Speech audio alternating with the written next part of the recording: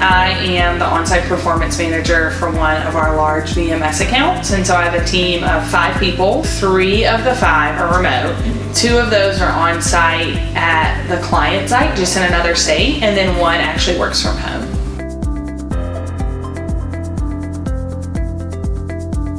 I think a lot of the benefits are also challenges. One of those that I've seen most clearly is time zone. So from a person that works from home, she works in a completely different time zone. So after hours, we have 1 more person on our team working that can solve problems and get stuff done. But in the early morning, she's not available. So as a team, we have to figure out if there is an emergency with her workload, who's going to cover it. Another thing is communication. So communication is really important when you have people that are not working right in front of you. And so it was a challenge at first, but it's turned into a benefit, because one thing that we've implemented is having, like, at the end of the day, a sign-off email that says what you've done for the day, any open items, and people on the team that are even in the Raleigh office have started to utilize that. So we make sure the communication, I think, is actually improved on the team from it. Retaining top talent is another benefit of remote work. So in the situation where I have someone working from home, she actually worked from the office before. So we had someone that was fully trained, doing an excellent job in her position.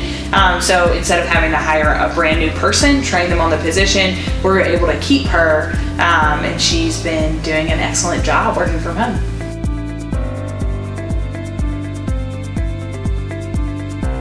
In any position when you're hiring, you want to make sure there's going to be clear expectations for someone in a position, but even more so when they are remote. So make sure their expectations and what a day or a week or a month in a job needs to look like is really important for a remote employee. And then something as simple as technology.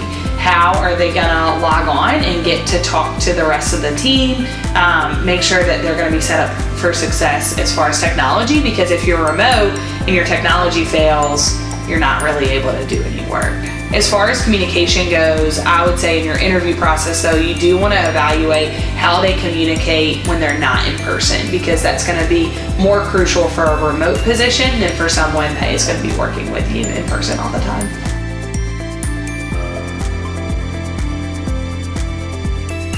I think the qualities that you're looking for, I would argue, are pretty similar, right? You want someone that's a really strong communicator, but that's important if you're in person or if you're working remotely. You want someone that takes responsibility and is a problem solver. Same thing. I think those qualities are the same.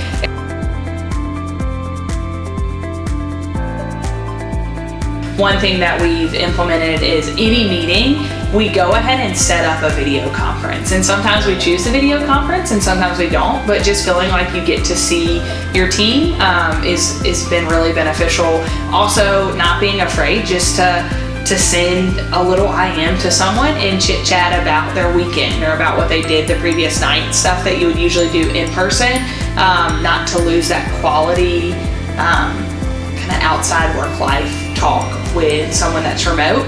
We've tried to become creative with what we're doing. So one thing that I'm planning right now is a remote either happy hour or remote coffee hour, where we will all just set up a video conference, grab a coffee or grab a beer, and just talk about our lives and see kind of what's going on outside of work. Having a remote member on your team, especially when everyone's not remote, can feel disjointed if you're not thoughtful about it, and can feel a little bit scary or putting someone out on a limb. Just having like true conversation around it made it so we were able to solve some of the problems from the beginning.